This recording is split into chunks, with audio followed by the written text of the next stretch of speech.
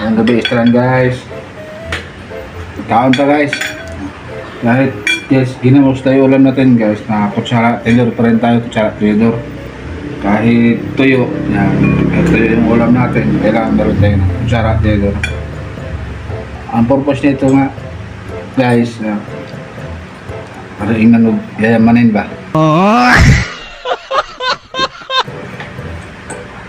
Kahit mahirap lang, basta may kutsara at tinidor.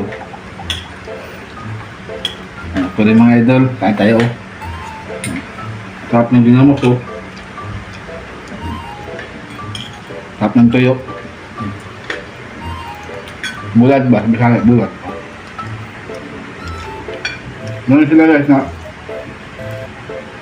pag mahirap daw to, eh magkano ang kilo ito? 380. Sobra pa sa baboy ang kilo niyan guys.